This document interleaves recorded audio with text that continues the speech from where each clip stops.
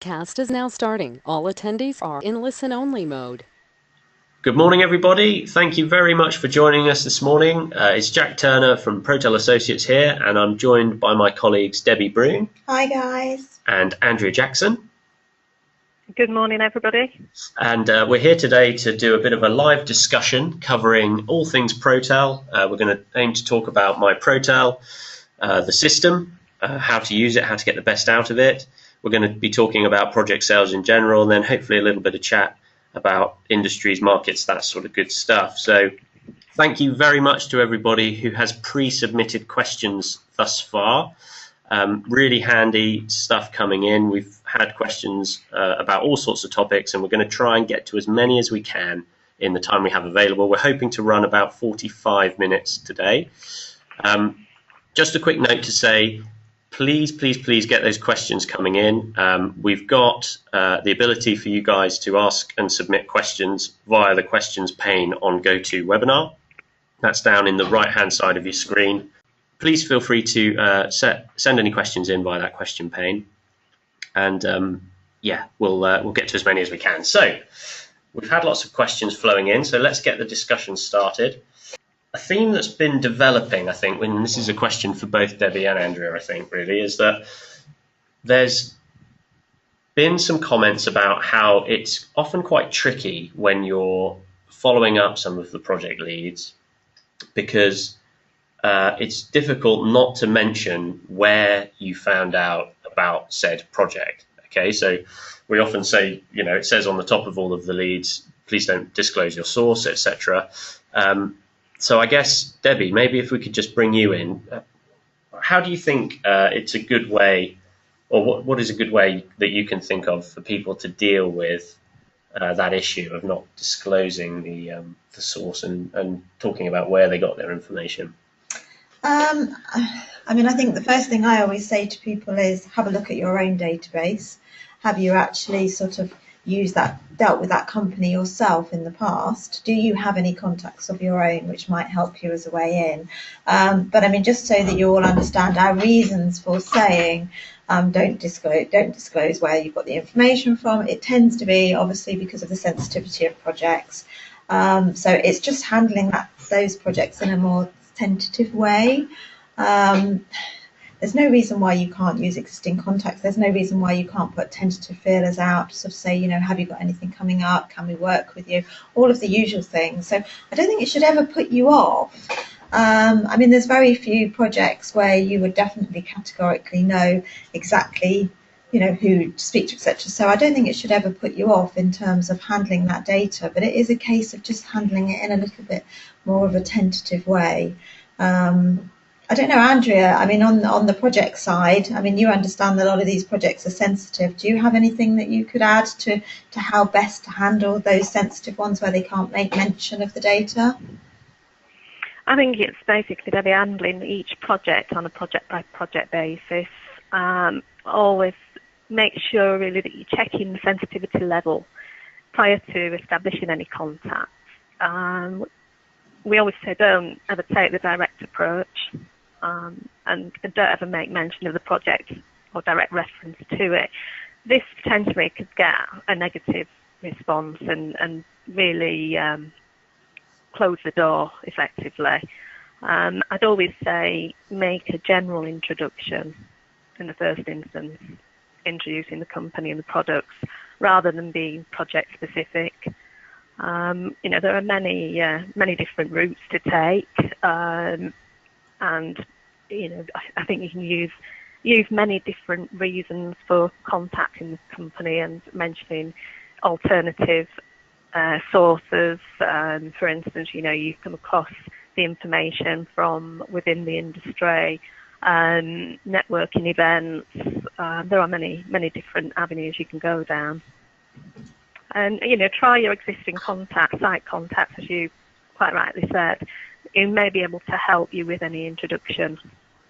Yeah, I think that's some other questions that are coming in. A question in that's from Steve here, just talking about how difficult it is to get hold of some of those contacts on the projects and any tips we had. And I think possibly a first tip I can think of really is, you know, if you are just picking up the phone straight away, often that isn't, in our experience, the best initial approach. I think, exactly as Andrea said, it's fine if you're making a general introduction rather than bowling in and talking about specific project details, but try and think about some other ways that you can create that new relationship on a sales level with that person. So I think a really, really good tool is LinkedIn. Try and connect with that person on LinkedIn, send them a contact request, but make sure that you personalize that request. Talk about who you are, what you can do, your solutions, for example. I think you get something like 200-300 characters on LinkedIn for a contact request, which is separate from a message. And that's a really good first introduction in a way that's not particularly intrusive, like a phone call. It's not that ignorable as an email, i.e., we all know that people are very busy. They're going to be ignoring emails that perhaps they consider to be low value or from somebody they don't know. Whereas people have LinkedIn on their phones often, on their smartphones, so they'll be getting notifications when you send contact requests to them. So that allows you to have a bit of a foot in the door to then send a more detailed message, inviting them to meet up, to have a call with you, to talk about what you can do for them.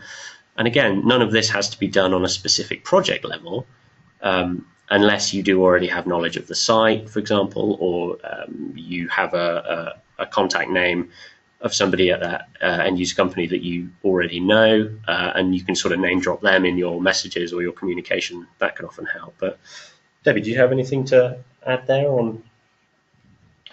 No, I think it's taking all of the pieces of jigsaw really, and working out what suits you best, and just don't be put off.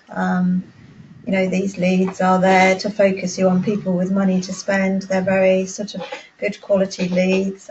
Use all the tricks in the trade to actually sort of get yourself in there without mentioning the project. Like Andrea said, a lot of people say, oh, what do I say if I'm asked where the data came from? You network, you go to exhibitions, you talk to people all the time. You could have I heard it through the grapevine, a colleague mentioned it to me, any number of those things you can use to actually enable you to have that conversation. But just take the information really and make sure you do your research before you do anything. Don't ever knee-jerk react and pick up a phone. Just plan well, I think, about any approach you're going to make to any of this data that we provide you with. It's all in the planning. It's all taking everything into consideration. You wouldn't go to a sales visit. I always say this, you wouldn't go to a sales visit unprepared. So it's just making sure that you've done all your homework. Have you provided them before? Is there anything competitive advantage? All of those things that you can do to actually plan and make sure that that first approach you do make is going to catch their attention, really. Yeah, really good. Yeah, and also utilising all the project contacts that we publish as well, Debbie. Yeah. There's different, as we said, as Jack said, alternative routes, but there's also the two-pronged approach via engineering houses if we've got one listed there, coming at it from both angles. Yeah. Yeah. Also, we know that voicemail, is used an awful lot today. There's also a tip: try calling between the hours of 8 and 9, and on an evening between 5 and 6. This is often quite a good time to catch people at their desks. Yeah, that's a really good tip. And I think with regards on that note, really, about calling, is that, I don't think there is any substitute for picking up the phone. I think with the caveat that it's very important to do your homework, as the guys have said. We always talk about the effort of approach, and the kind of qualification phase on these leads is extremely important. You have to really think about who is the buyer here, who is the customer, what is it they're going to need, what are the challenges that they're facing, and how you can match their requirements to your products and services. Because ultimately, if you can't immediately start demonstrating your value and the value of your products to them, then they're not going to have time to speak to you, and that's key, I think. Okay. Yeah, I think security are also very helpful. Often, the switchboards are the gatekeeper. You find after hours that, security are more than helpful at redirecting your calls. Yeah. And I think or giving out direct dial numbers and mobile contact details as well. Yeah. Yeah, I think it's all part of that kind of homework phase, isn't it? And the preparation of getting that approach just right. And I think, incidentally, on this, with regards to things like cold calls, the sort of common wisdom at the moment is that you're looking at kind of 5 to 8 touches, i.e., calls or emails, before you're able to speak to that contact or decision maker. So again, it comes back to this thing of persistence being absolutely key. You know, don't give up. If at first you don't get straight through to who you were looking to speak to, you know, call at a different time, optimize your approach, think about the process of what you're doing and how you can change it up, and keep the persistence and keep that energy up, because that's really key at the moment. About, you know, there is this theme that it is very hard in general to get in touch with people, and I think that's absolutely true. But ultimately, we still want to talk to them. So I think it's about, you know, trying as many times as you can, and bearing in mind that if on average it's 5 to 8 touches, then, you know, that's going to take you a little while to get through to that person, but it'll be worth it in the end. Okay, great questions. Thanks to everyone who's sending them through. Just a reminder, send any questions that crop up or anything that sort of springs to mind from our discussions here today. Pop it in the question pane and we'll try and get to it. Yeah, Janice, we're currently looking at MyProtel just in case we need to refer to it at any point, just to show anyone any kind of MyProtel questions. So if anyone does need any information on the new search page or the CRM functions or anything like that at all, then please just put a message through to us, and we can show you how to do that using the screen as well. Okay, question here. This is probably one for you, Andrea, I would think. How often are projects updated? Regularly. They're updated. We're prompted for an update in terms of the schedule, when the schedule an approval for expenditure, for instance, comes overdue, then that prompts us. But equally, we like to get the projects updated when they're due for update rather than overdue for update. So yeah, we're prompted at every step of the project schedule. Yeah, I think that's the thing, is that, and whether it be, you know, main contract award, that will prompt a researcher.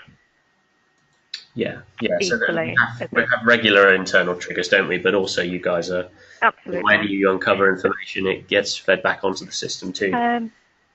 Equally, we'll update a project in the interim before it becomes overdue for update, which happens in many cases. Yeah. Okay. We've had a few questions flowing in over the last week or so with regards to GDPR, which is a bit of a buzzword out there at the moment. It's in the press. I noticed that I think The Guardian and another couple of papers had written articles about it. It's something that's really coming to the forefront of the zeitgeist at the moment. And obviously that's a really relevant concern for anybody in sales, business development, marketing, any company that's holding data on customers. It's something that's relevant for them. I think probably the main message I want to get across to everyone today is that GDPR isn't a big thing to be particularly nervous of. It is largely an extension of existing data protection legislation. So the things I would recommend is to have a look at the ICO, the Information Commissioner's Office website. I have a link to a very handy article that they've written, mainly targeted at SMEs, but this is relevant for companies regardless of their size, talking about the sort of practical steps needed. There's no fluff, there's no sort of guff in there. It's all just the key points that will allow you to sort of think about what you're doing internally and hopefully get you to be as compliant as possible. We've been through quite a comprehensive review internally and to be as compliant as we can. And I think that's the message I would pass over to everyone, is that, you know, if you can do some research and if you're still not sure, seek advice. But equally, I would say don't panic. And there are a lot of providers I've noticed on LinkedIn and on social media advertising very expensive courses to get people up and running with GDPR. And I would just advise caution. I would say do a bit of your own research first, because you may well find that some of the steps you need to take aren't as difficult as perhaps they are sometimes made out by those with perhaps a vested interest, but we'll say no more about that. But I have some resources I can send out in the follow-up email that will go out to everybody who's registered. Just a couple of quite brief posts that, they'll take you 10-20 minutes to read with your coffee, and hopefully after that you should feel like you understand what's changing, why they're changing it, and hopefully you'll be able to come up with some next steps to get you sorted. But the deadline is coming. It's May, so it's definitely something that is at the front of people's minds, and rightly so. So yeah, some more information coming to you guys in the follow-up email. I mean, Debbie, did you want to just show people the new search page? That's obviously gone live this week. I can show you. I mean, I think have a quick walkthrough of that. I mean, not much has changed. Not much has changed in terms of functionality, guys, but appearance-wise, it probably looks quite different. Hoping that you're seeing the screen okay. So we've basically just rejigged things around, and we've defaulted. So instead of that control and mouse, you can actually put ticks in everything and untick. So it's actually helps, hopefully, for you guys, the selection much easier. So if, for example, you were interested in just one sector, you could click none and then just very quickly choose the sector that you want to actually use, or you can populate all. So whereas before you used to have to press the control button and shift, and it was all quite clumsy, I think we've tried to make it a little bit easier for you in terms of actually moving around and switching things on and off. Here the regions are all there, but you can actually open, and you can actually again select by your regions. And if there's anybody here that's subscribing to the European data, we've now broken that down into regions as well, so you have the ability to actually do similar searches as you would in the UK. So I mean, with regards to MyProtel, we are constantly tweaking it. We listen to what you have to say. We take on board, you are the guys that are using it. So we are very proactive in putting through changes, if as and when we can, to actually make the experience much easier for you. So when we launched the My CRM feature sort of later last year, that was as a result of you guys saying it would be nice to have the ability to do this and to do that and to drive actions forward rather than you having to remember. So again, as with anything, keep your suggestions coming, because you're the guys using this on a daily basis. If there are things that we've done or things that we've changed that you're not sure about or you're concerned about, or if there's things that you would like to see, keep feeding them through to us, because we always welcome any feedback at all. So in terms of the system, not much has changed in functionality, but it just looks different. But rest assured, because we had a lot of people think that we had completely changed it, rest assured nothing has been taken off this screen. Everything that was there before. It's just in slightly different layout, and our purpose for doing it was actually to try and make it easier for you. So yeah, keep that coming if there's anything that you want to say or do. Something while we are on this, actually, which a lot of people ask me about, and I'm just going to take this opportunity to show you, but under these two tabs here, guys, product type and scope keyword, if you go up to the help button, and I don't think a lot of people find this data, there are a couple of really useful spreadsheets here. The first one I'll show you is product type. What this enables you to do, if you actually open it and have a look, guys, is familiarise yourself with our terms, how we've tagged a project, and it would help you to find. So if, for example, you were interested in distilleries and you'd worked on a distillery, you could go in and break your search down under product type distillery, and you would find all similar projects. So if you want to cluster projects together and you want to work within a certain field, take a minute to have a look at some of these spreadsheets we've got, because the product type one I think is particularly useful if you're cluster selling. And the same goes with keyword scope. There is a full list there of all of the terms that we use, all of the terms that Andrea and her team put on the projects is here, very simply, and then you can actually sort of hopefully marry that with what you're doing, and actually again find those opportunities much quicker than not using those scopes and product types. So, I mean, I always say this to everybody, my background was CIP. So for me, I would always run a search under CIP. And I know then I would find all of the CIP focused leads, irrespective of all the ones that I might like to read and not use, it would take me to the relevant ones. So there's a couple of things there which I don't think people necessarily find under that help button, but will help you to get to those focus leads. Very good point. Yeah. I think that brings me on to a question I saw a second ago, and I'm sorry to no, keep carry on, going, please. but somebody said about including specific bits of equipment under the scope. We don't. We can't possibly list every little piece of equipment. What we try and do is give you, it's not a technical spec, it is an idea of the applications and processes they are intending to go through during the manufacturing of that product, etc. So what you will see here is terms, and what we would recommend is that you go through this list, find the terms that most suit you, and hopefully you will then be able to find the projects, taking into consideration all of the other things like the scope and background and client. Yeah, very good. Yeah, I think as Debbie says, we've got quite a few questions that came in on, how to search using the relevance of the scope and that sort of thing. And I think there is a lot of good stuff on that help page, so it's well worth taking a quick read of that. Right. Oh yeah, Gert, very well spotted. Well spotted, yeah. We did that deliberately. Gert spotted that this distillery was spelt wrongly in our spreadsheet. Classic. Well done. Yeah. You don't win a Top prize. Top of the class. That was a test. You passed. Yeah, we will get that corrected. Thanks very much for the heads up. Wow. Okay, lots of questions. So let's dive in. Are there any plans to expand Protel's international coverage? A couple of people asking about that. Does anyone want to? Andrew, is this something you want to jump in on? Well, we were just in the process of launching this, actually.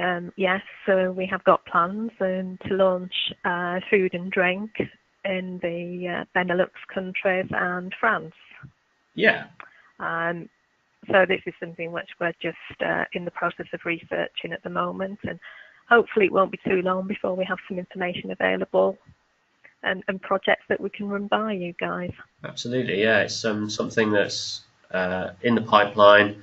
It's actively being worked on. So yeah, that's Food and Drink France Benelux. So really exciting. And please get in touch if that's something that you think would be interesting to you, and we can add you onto a bit of a priority list to make sure that you can get your eyes on those as quickly as possible.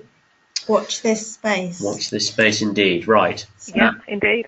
Question from Volker. Can you show how to save a search? I can, Volker. I will very quickly do a small search so that we don't take too long. So we will go back to doing distillery. It helps if you can type. Yeah, don't forget the single I as well. That's yeah. So we'll run a search. So you select your search criteria, Volker. You run the search, and then once you have that search criteria, you scroll down to the bottom of the page here, and you get an option here to either download the data or to save your search. So in this case, we'll make this distillery active.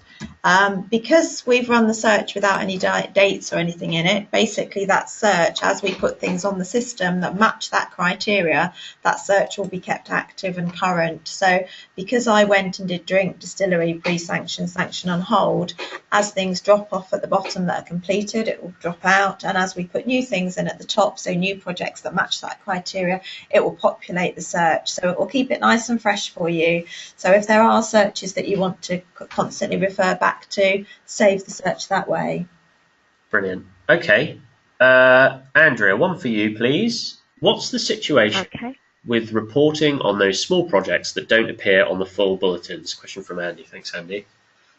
Is this the ones that fall below our radar? Yeah, so there was another question actually sort of linked to this, which was, is there a minimum value of project that you list? Well, the minimum value, the minimum value is 1 million on process projects. In terms of 1 million pounds, 1 million euros. In terms of the temperature control, cold storage, then we base this on 2 million. Yeah. The ones that fall below our process or the process criteria, specifically, i.e. the scope is insufficient, for the value, then these are the ones which we will issue on the group MyProtel LinkedIn.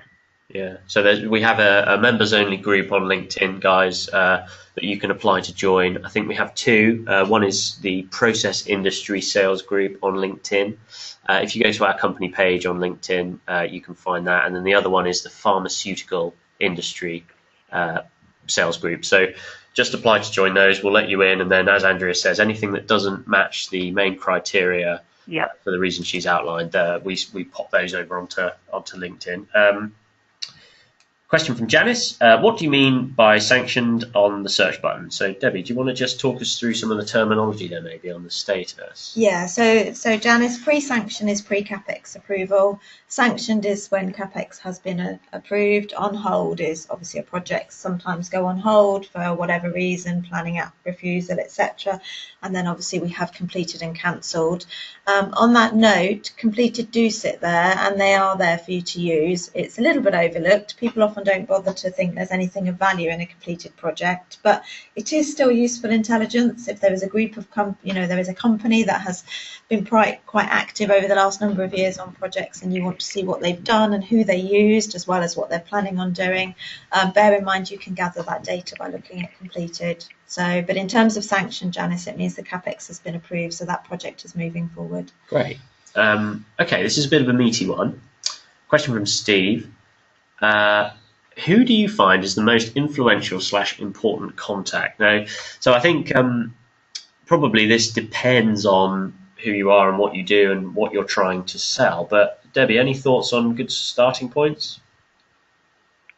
I think again, it all depends on timeliness of approach and when you need to make contact, Steve, because often, and Andrea will probably correct me, often when the contacts that are put on at the very initial stages of the project, if it's pre-sanction and it's very early, they're the guys pulling together the budgets, etc. And then obviously as we move through the project, you'll see additional contacts coming on that may be managing it more on a day-to-day basis. So I think you guys tend to know when you need to be involved and at what level you need to be speaking to those.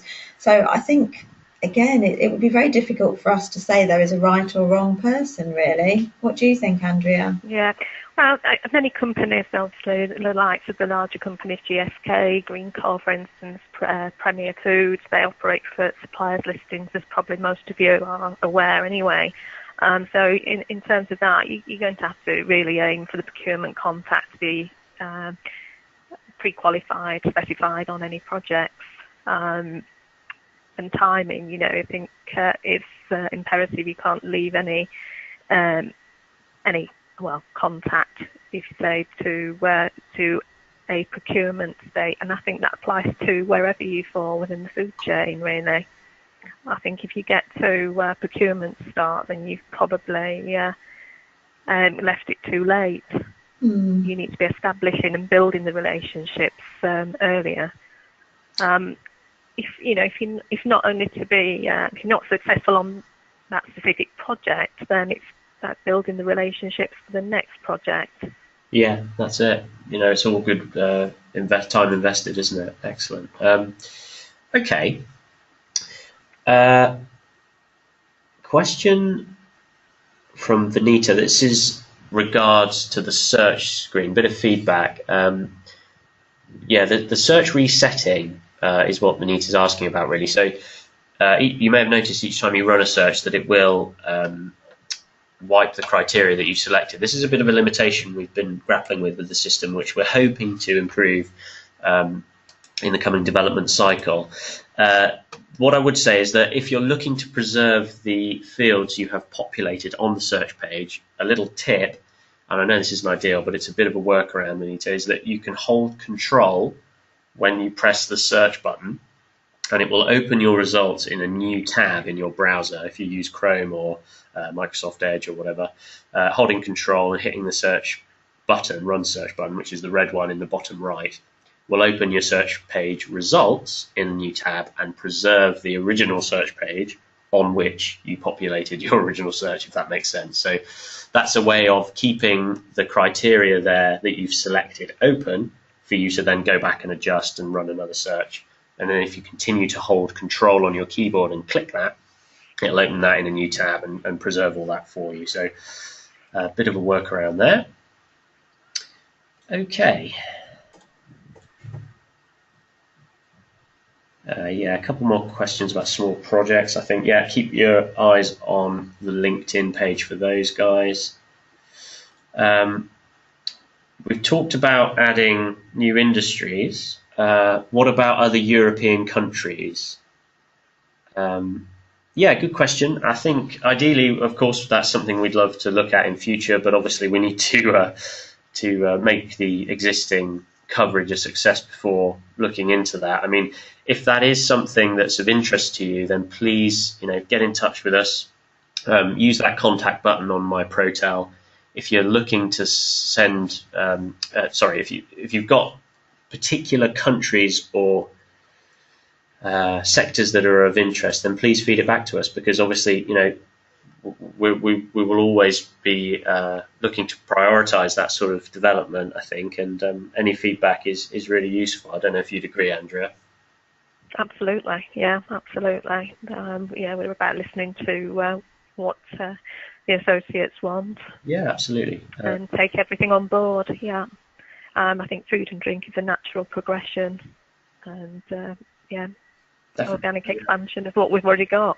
Yeah, watch this space. It's something that we're actively working on. So, and also keep your feedback coming in. Okay, guys. Yeah, keep those questions coming in. Quite a few for us to get through. Another one here. Talking about this is one for you, Andrea, please. One talking about the background and the project sections on the notes page. I mean, let's just get a project open so we can show everybody what we're talking about. Right. So yeah, if we scroll down to the notes, we've got these two nice fields here. So the question really is about the feasibility of finding out whether that information is still current. And I suppose, Andrew, the question is, is what's done to ensure that that information there is up to scratch with regards to the updates. I mean, do you think it's fair to say that probably any developments in terms of the actual project itself would be covered in the text issued with the revisions, the updates? Absolutely, yeah. It would, any change to the actual scope itself would be updated in the project text and also updated in the scope keywords. Yeah.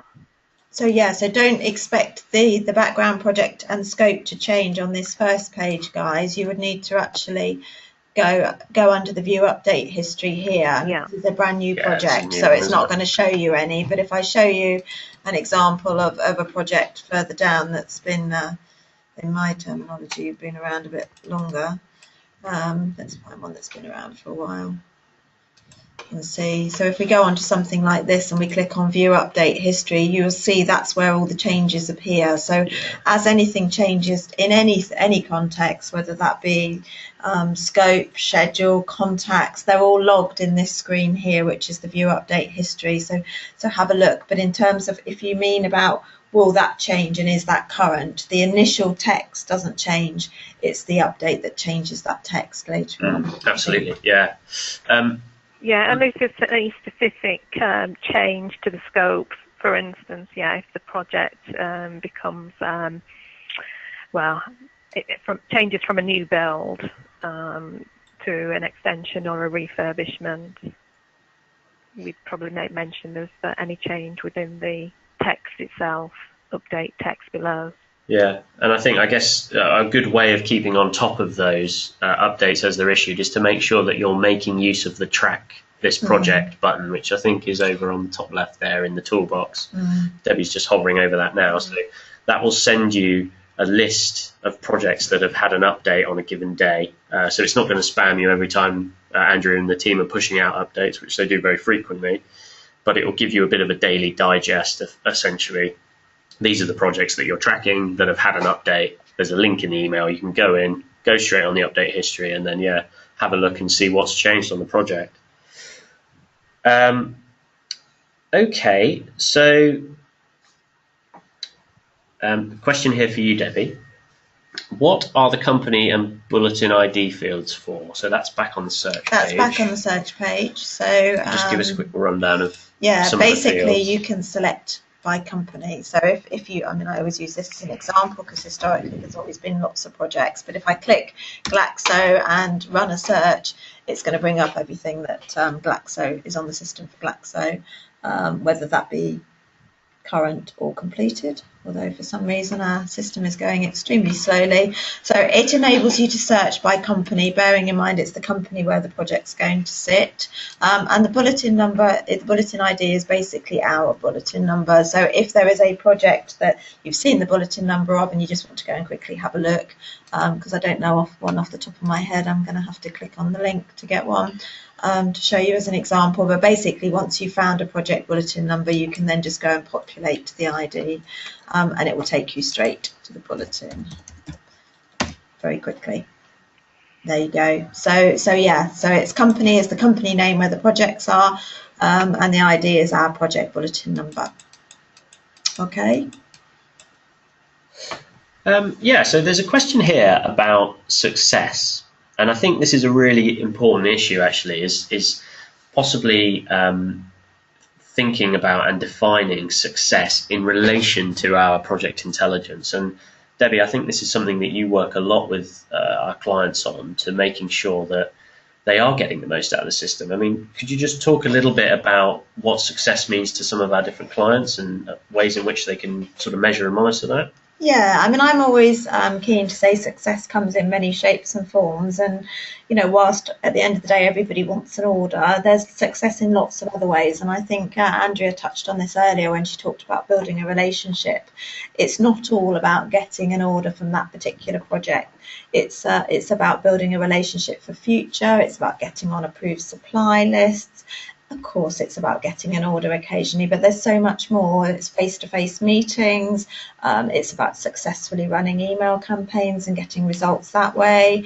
Any number of ways of looking at success, really. And in terms of success, everybody uses it slightly differently, if I'm honest, Steve. Everybody has their own way of using it, and success is measured in lots of different ways. I have one client who their telemarketing team warm the lead up for them, and then it goes through to their sales team. So they measure it. Their success is how many leads they're feeding their sales team, not how many orders their sales team subsequently get. So I think there's always examples of success, and it's very much down to the individuals to determine what that success criteria is. Obviously, the end game is you all want to get orders out of this information, but I think you need to look at it in lots of ways and to identify what success looks like for you as a business. I think these days, like I say, everybody uses it differently, and this probably sounds strange for all of you that are using it for projects. A lot of people also like the contact data and use it very much as a contact base, because we all know some of the industries, particularly pharma, food, are very difficult to get through to people these days. So absolutely. Having those clean contacts to enable you to build those relationships, irrespective of what that project says, I think is really key. So yeah, success, it's very successful in the right hands, but everybody measures their success differently. Yeah. We do have some good testimonials on our website and good case studies, and they are all accurate.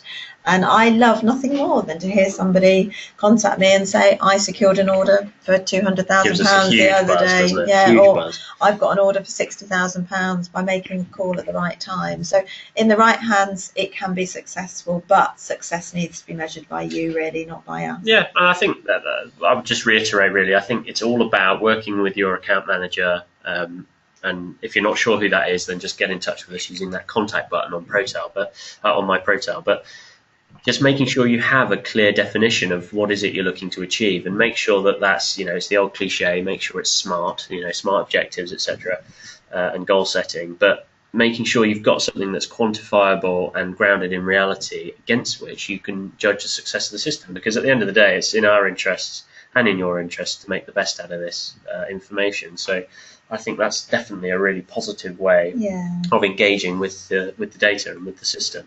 And when most of you signed up, there will have been a reason. You wouldn't have signed up on a whim. There would have been a hole there, as I say, to fill. And it might be that, you had 90% mark of a certain market and you wanted to get bigger new business, and most of it was repeat business, and you wanted to move that 80-20. So therefore the success, you're using Protel to help you drive forward that growth in new markets, so that success is measured on the 20% or the 30. There could be any number of reasons, but I think, as I say, success is measured by you.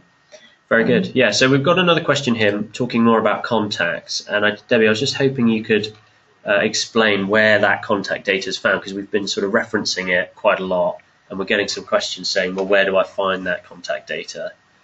Okay, so we have the contacts here. And as I say, Andrea can comment better on this than me probably, but the contacts can change as a project progresses. These are the contacts that we're made aware. We give you a job title, but more importantly, we give you the role that they're going to play on the project. And that's important for you to focus on which of those contacts is relevant for you. In this instance, we've given you a main contractor and a developer as well, so you have lots of contacts there. These have email addresses as well. So, but as I say, keep an eye on those contacts, because we can add new ones, or they can obviously change. But they're the contacts that we've been told are responsible for this project at this time. And if you need to be speaking to them nice and early, hopefully one of those would be a person that you would want to get through to actually move that conversation forward. The second part of that question, Debbie, was, does this mean you can search for specific people? Yes. Handy that, isn't it? It is. Yes. Where is it? No, it is here. Contact name. You can put a contact name. Particularly useful if that's someone you have you already know, or you have a relationship with. I think, I suppose if it's somebody that you're working with a lot, would you do many contact name searches? You're more likely, I would imagine, to do company searches rather than contact name searches. So, because obviously the people that's on one project won't necessarily transfer to another project. So I would think it would be more of a contact, a company search rather than just a contact search. But the option is there if you wanted to. And as I've shown you earlier, you can do a company search here. So if you wanted to see if that particular contractor had been working on other projects, you can search by contractors as well as by the site company. So, Very good. Okay, we're coming up on the end of our allotted time, guys. We were going to go until 11:45. So please get any final questions in. We'll try and get to as many as we can. I've got a bit of a meaty one here, so hopefully we can just try and rattle through this one relatively quickly.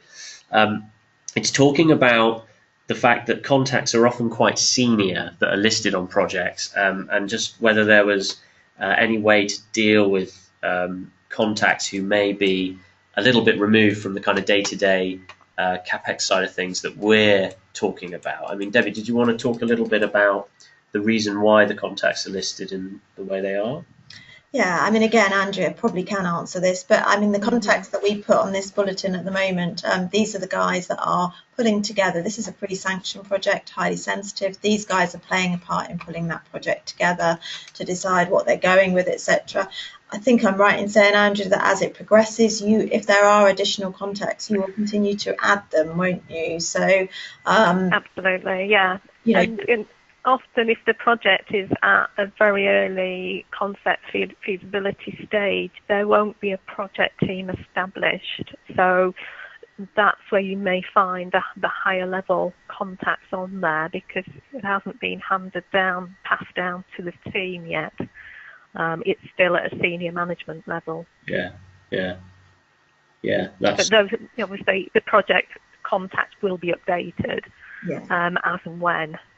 Yeah. So knowing where that question originated from and the product, I guess again it's taking all of the pieces of jigsaw really and working out when is the most appropriate time for you to contact.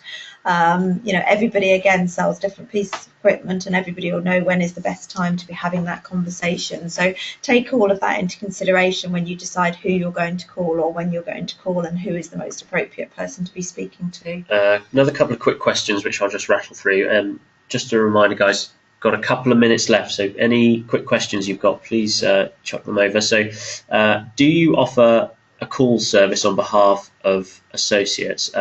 we don't, but if you speak to your account manager, often they will know of a firm that we've either had associates working with in the past or that we know ourselves. So feel free to ask your account manager and get in touch with them via the contact button on MyProtel, and they can recommend somebody.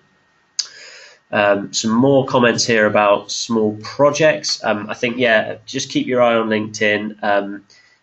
If this is something that's particularly of interest to you, then please get in touch. This is from Andy, and we can talk a bit more about that. Question from Nick. Debbie, did you want to go through that? Yeah, I mean, it's something we'll put in the pot to discuss, Nick. Nick's asked a question about NHS and healthcare market for the UK. We said any feedback is good feedback. We will make a note of that separately and we'll discuss that, because obviously, you know, you will get some laboratory projects that cross over in that field, but that's as far as our coverage would go at the moment. But yeah, we'll put it on the list, absolutely. Okay, right. I think we're overrunning slightly, so I think we'll have to stop there. Thank you ever so much to everyone who's joined us today. Sorry we couldn't get to everything. I'll endeavour to go back through the questions that we've been asked, and I'll try and get back to everybody. I'll stick some of those resources mentioned in the follow-up email that goes out. I think it's about a week from today. I just need to double check that. And that will contain some information about things like GDPR and some of the other things we've discussed today.